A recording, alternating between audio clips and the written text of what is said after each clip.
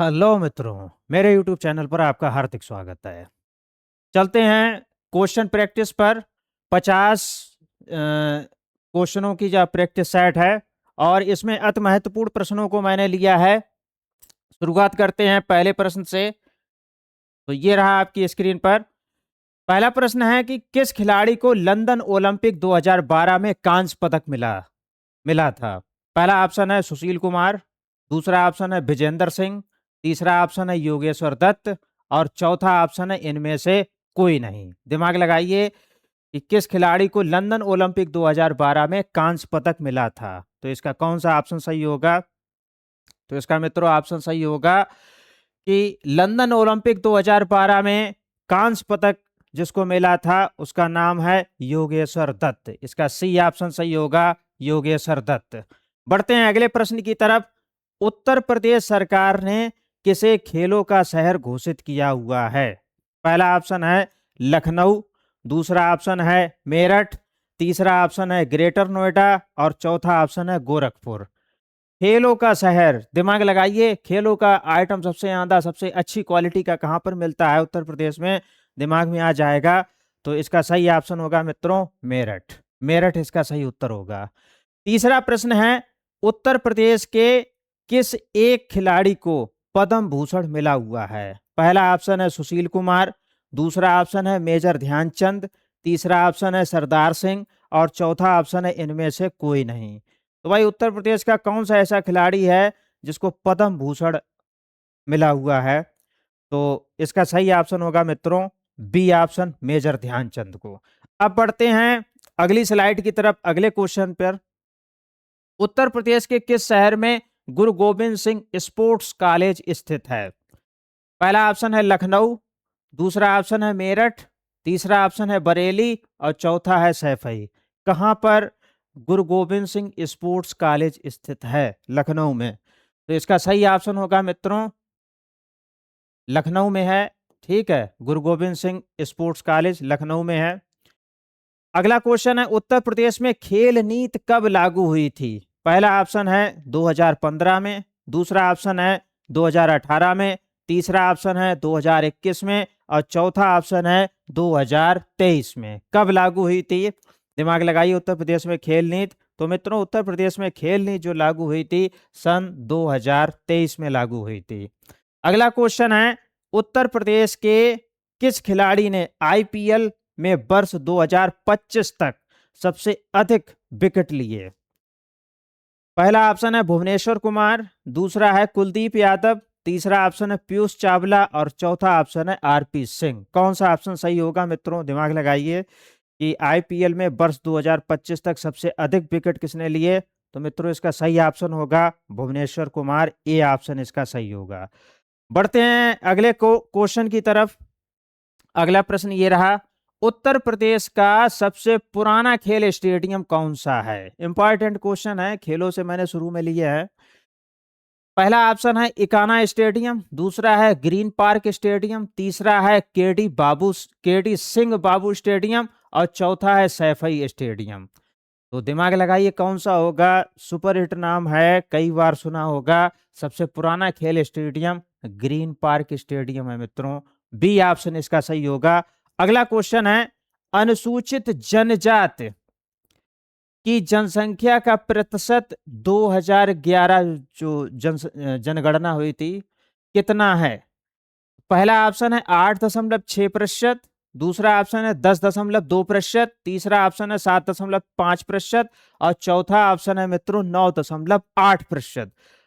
तो कौन सा ऑप्शन सही होगा? तो 2011 की जनगणना के अनुसार अनुसूचित जनजाति की जनसंख्या का प्रतिशत मित्रों 8.6%। ए ऑप्शन इसका सही होगा। अगला क्वेश्चन है भारत में 0 से 6 वर्ष आयु वर्ग की जनसंख्या कितने प्रतिशत थी? पहला ऑप्शन है 13.1%, दूसरा ऑप्शन है 15.9%, तीसरा ऑप्शन है 10.5% और चौथा ऑप्शन है 18.2%। तो 2011 की जनगणना के अनुसार 0 से 6 वर्ष की आयु की जनसंख्या कितनी थी? तो मित्रों इसका सही ऑप्शन है 13.1%। क्या होगा? 13.1%। बढ़ते हैं अगले क्वेश्चन की तरफ। ये रहा मित्रों आपकी स्क्रीन पर।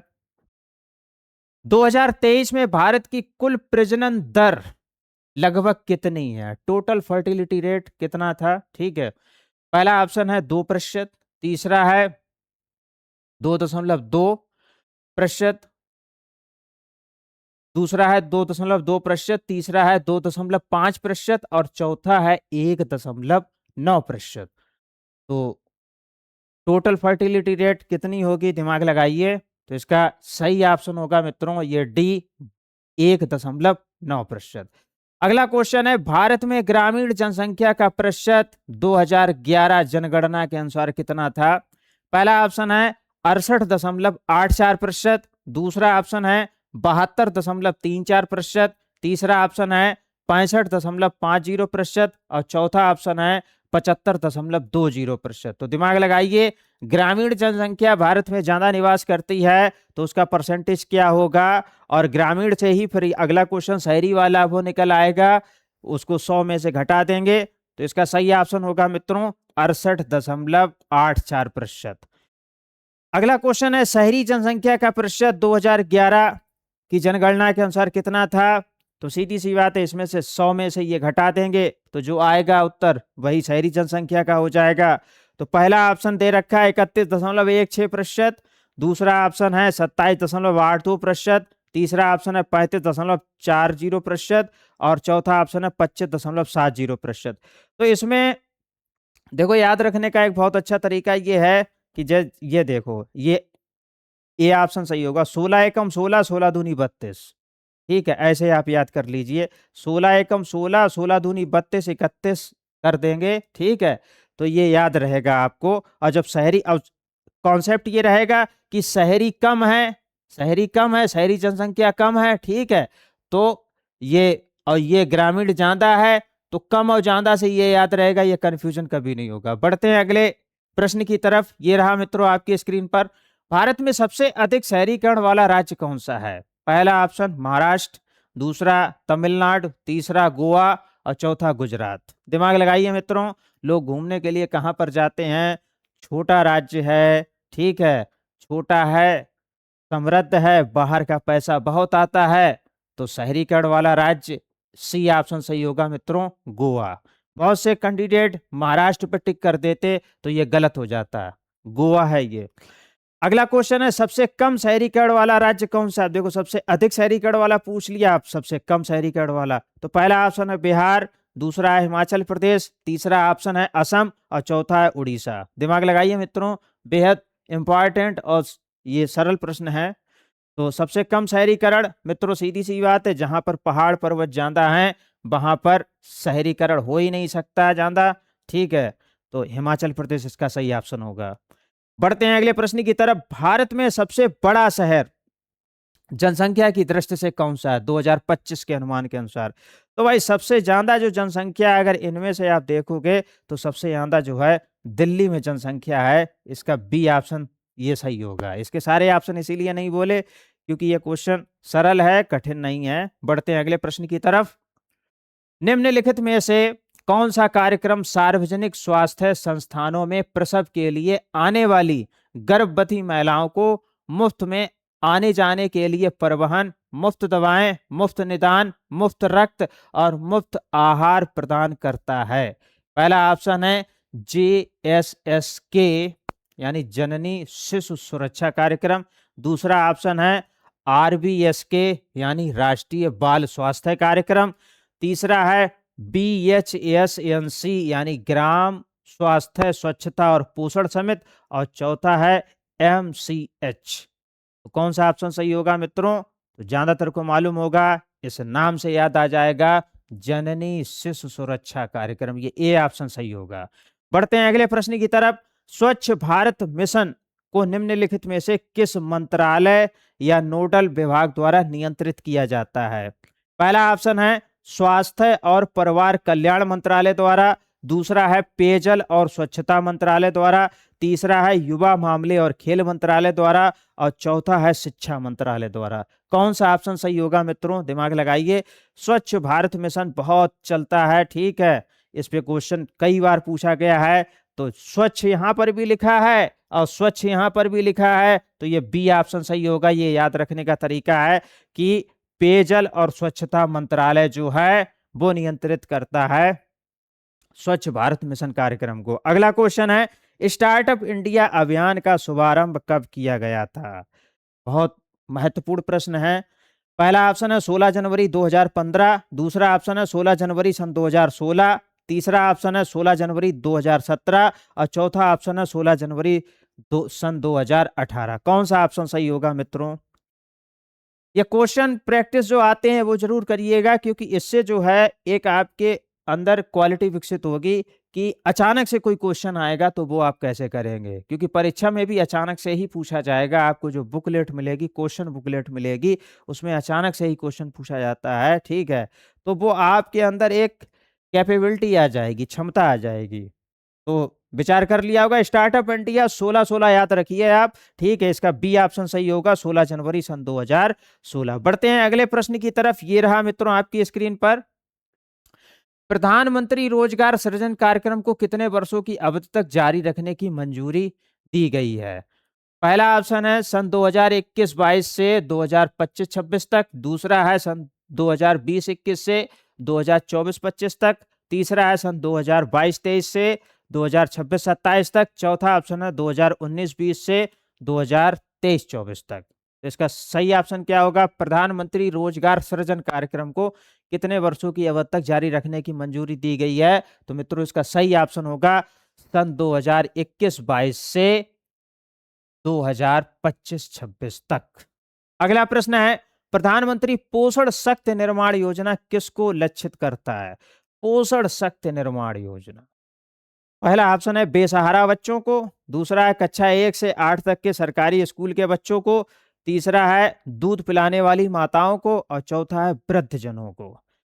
तो दिमाग लगाइए, इसका कौन सा ऑप्शन सही होगा? तो प्रधानमंत्री पोषण शक्ति निर्माण योजना मित्रों बेसहारा बच्चों के लिए है ये। बढ़ते हैं अगले प्रश्न की तरफ। Ambedkar social innovation and incubation mission का शुभारंभ कब किया गया था? पहला ऑप्शन है 30 सितंबर 2020, दूसरा ऑप्शन है 30 सितंबर 2019, तीसरा ऑप्शन है 30 सितंबर 2021 और चौथा ऑप्शन है 30 सितंबर सन 2022। कौन सा ऑप्शन सही होगा मित्रों? दिमाग लगाइए। इसका Ambedkar social innovation and incubation mission का शुभारंभ किया गया था मित्रों 30 सितंबर सन 2020। बढ़ते हैं अगले प्रश्न की तरफ। अगला प्रश्न मित्रों ये रहा आपकी स्क्रीन पर, नव भारत साक्षरता कार्यक्रम की अवधि क्या है?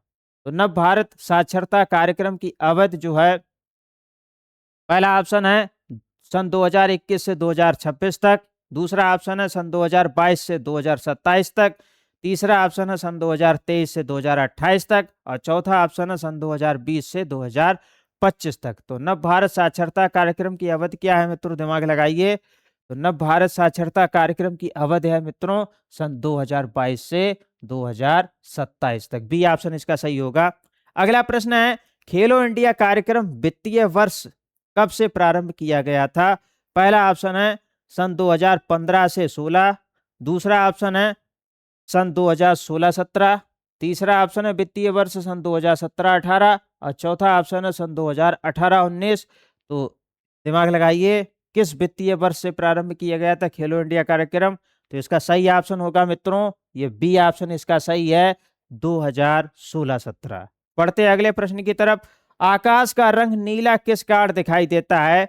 पहला ऑप्शन है अपवर्तन, दूसरा ऑप्शन है परावर्तन, तीसरा है प्रकीर्णन और चौथा है विवर्तन। तो बताइए कौन सा ऑप्शन सही होगा? ये कई बार आप लोगों ने पढ़ा होगा, विज्ञान की किताबों में कई बार पढ़ चुके हो, ठीक है। तो आकाश का नीला रंग प्रकीर्णन के कारण होता है, इसका सी ऑप्शन सही होगा। बढ़ते हैं अगले प्रश्न की तरफ। ये रहा मित्रों आपकी स्क्रीन पर, भूकंप की तीव्रता मापने वाले यंत्र को क्या कहते हैं? तो पहला ऑप्शन है बैरोमीटर, दूसरा है सिस्मोग्राफ, तीसरा है हाइड्रोमीटर, चौथा है पॉलीग्राफ। दिमाग लगाइए, बहुत सरल क्वेश्चन है, ये कई बार आप इसको पढ़ भी चुके होंगे। तो भूकंप की तीव्रता मापने वाला जो यंत्र होता है, इसका बी ऑप्शन सही होगा मित्रों, सिस्मोग्राफ। बढ़ते हैं अगले क्वेश्चन की तरफ। रेगिस्तान में मृगमरीचिका बनने का कारण क्या है? पहला ऑप्शन है प्रकाश का अपवर्तन, दूसरा है पूर्ण आंतरिक परावर्तन, तीसरा है प्रकाश का प्रकीर्णन और चौथा ऑप्शन है विवर्तन। तो रेगिस्तान में मृगमरीचिका बनने का कारण क्या होता है? टोटल इंटरनल रिफ्लेक्शन होता है, यानी कि पूर्ण आंतरिक परावर्तन। बढ़ते हैं अगले प्रश्न की तरफ। सूर्य ग्रहण कब होता है? पहला ऑप्शन जब पृथ्वी सूर्य और चंद्रमा के बीच हो, दूसरा ऑप्शन है जब चंद्रमा सूर्य और पृथ्वी के बीच हो, तीसरा ऑप्शन है जब सूर्य पृथ्वी और चंद्रमा के बीच हो, और चौथा ऑप्शन है पूर्णिमा के दिन। तो सूर्य ग्रहण कब होता है, तो ये आपको बताना है। तो इसमें इसमें कंफ्यूजन होता है सूर्य ग्रहण और चंद्र ग्रहण में, तो दिमाग लगाइए कौन सा ऑप्शन सही होगा। सूर्य ग्रहण में, सूर्य ग्रहण में क्या होगा? सूर्य ग्रहण में जो है चंद्रमा सूर्य और पृथ्वी के बीच हो जाता है, इसका बी ऑप्शन सही होगा मित्रों। देखो सूर्य कभी भी बीच में नहीं फंसता, ये ध्यान रखना। सूर्य ग्रहण में ये होता है कि पृथ्वी पे जो खड़ा होगा उसको ये लगेगा सूर्य का ग्रहण हो गया, ठीक है। ग्रहण ग्रहण पड़ रहा है तो चंद्रमा बीच में आएगा, ठीक है।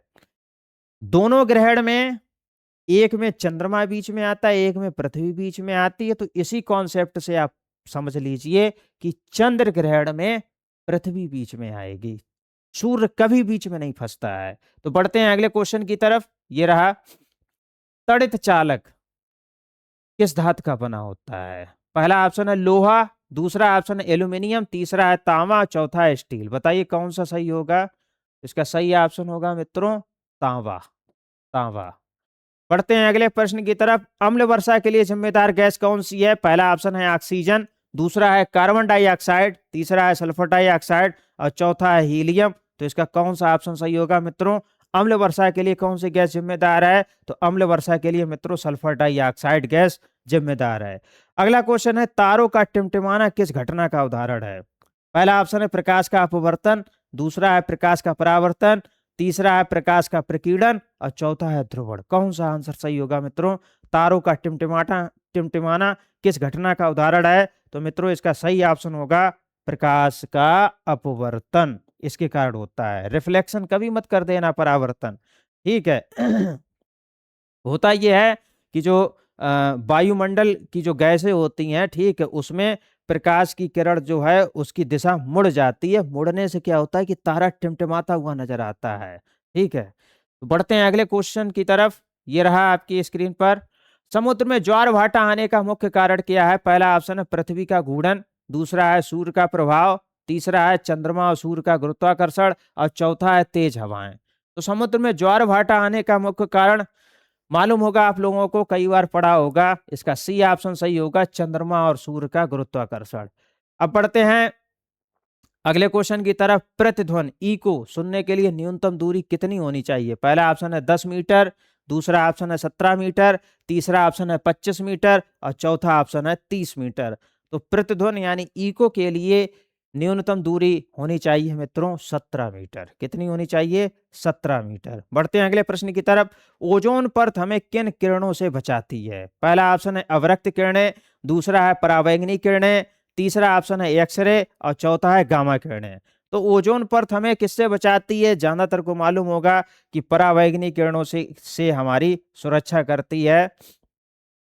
बढ़ते हैं अगले प्रश्न की तरफ। ये रहा मित्रों, इंद्रधनुष में कितने रंग होते हैं? पहला ऑप्शन है 5, दूसरा है 6, तीसरा है 7, चौथा है 8।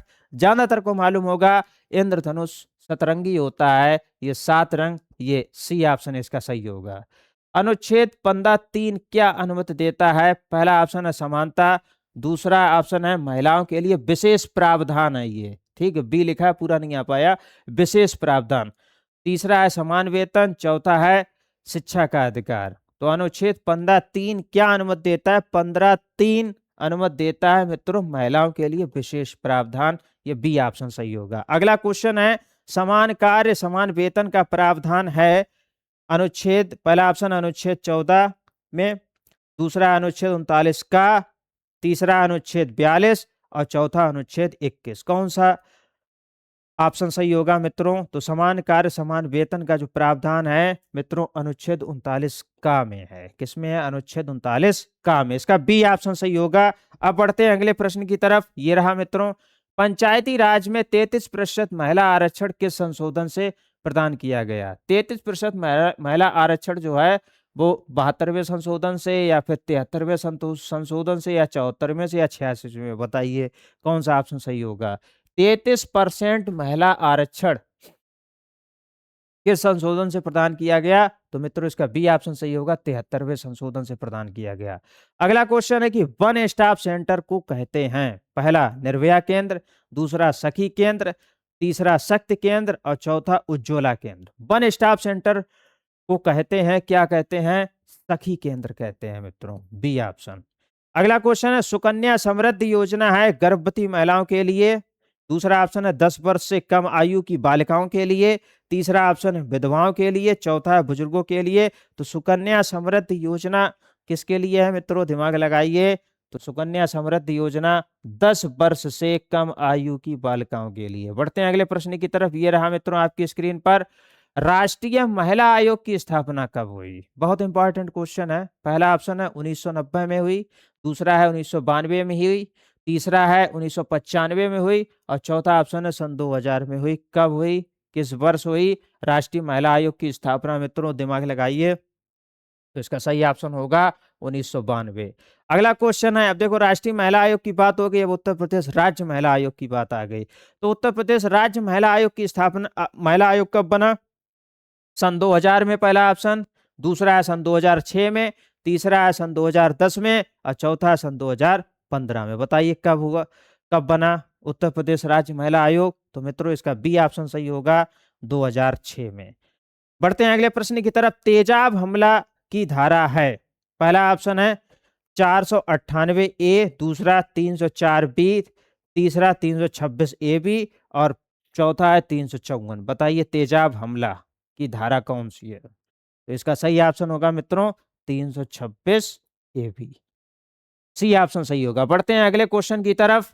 स्टॉकिंग की धारा है, पहला ऑप्शन है 354 ए, दूसरा है 354 बी, तीसरा है 354 सी और चौथा है 354 डी। बताइए कौन सा सही होगा। स्टॉकिंग की धारा मित्रों, स्टॉकिंग, स्टार्टा टा टी टी टी टी नहीं, डी, डी याद रखो, ठीक है। 354 डी स्टॉकिंग की धारा, ये याद रखने का तरीका है। अगला है वायरिज में, इसको छिपकर देखना कि धारा कौन सी है, 354 ए या 354 बी या 354 सी या 354 डी, कौन सा ऑप्शन सही होगा। वायरिज्म की धारा कौन सी है, तो मित्रों इसका सही ऑप्शन होगा 354 बी, ये बी ऑप्शन सही होगा 354 बी।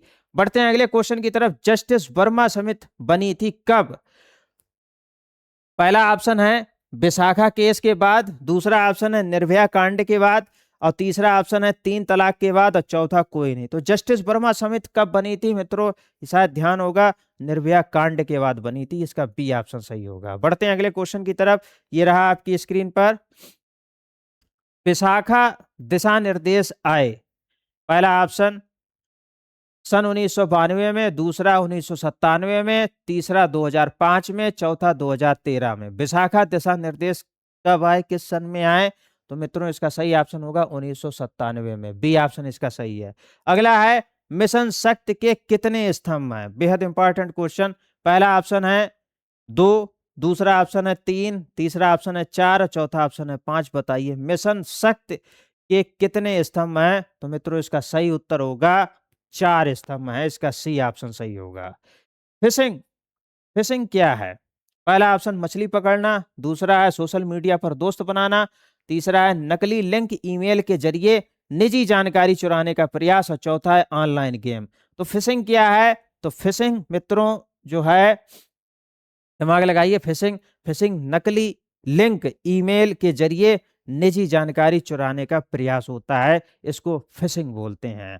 अब बढ़ते हैं अगले क्वेश्चन की तरफ। ये रहा मित्रों आपकी स्क्रीन पर, ईमेल में सीसी का पूर्ण रूप क्या है, पहला ऑप्शन कार्बन कॉपी, दूसरा साइबर कॉपी, तीसरा क्रिएट कंटेंट, चौथा है चैट कॉपी। तो कौन सा होगा, ईमेल में सीसी का पूरा मतलब क्या होता है, तो मित्रों ईमेल में सीसी का पूरा मतलब होता है कार्बन कॉपी, इसका ए ऑप्शन सही होगा। अगला लास्टवा क्वेश्चन है सीरीज का, ईमेल भेजते समय बीसीसी क्या दर्शाता है, पहला ऑप्शन है ब्लाइंड कॉमन कॉपी, दूसरा है ब्लाइंड कार्बन कॉपी, तीसरा है ब्लाइंड कंप्लीट कॉपी और चौथा है ब्लाइंड कम्युनिकेशन कॉपी। कौन सा ऑप्शन सही होगा मित्रों? तो इसका ईमेल भेजते समय बीसीसी क्या दर्शाता है? तो इसका बी ऑप्शन सही होगा, ब्लाइंड कार्बन कॉपी। यानी कि ईमेल में जो भी सीसी वाला होता है वो कार्बन कॉपी समझिए, ठीक है। और बीसीसी है तो ब्लाइंड कार्बन कॉपी होगा। मित्रों, उम्मीद है कि ये 50 मिक्स क्वेश्चन की सीरीज आपको बेहद पसंद आई होगी। यदि आपको इसी तरह के महत्वपूर्ण वीडियो का नोटिफिकेशन इसकी प्रैक्टिस करनी है, नोटिफिकेशन चाहिए तो चैनल को सब्सक्राइब अवश्य कर दें। यदि कोई दोस्त, साथी, रिश्तेदार तैयारी कर रहा हो तो चैनल का लिंक उस तक अवश्य शेयर करें, कमेंट करें, लाइक करें। वीडियो देखने के लिए आपका बहुत बहुत धन्यवाद।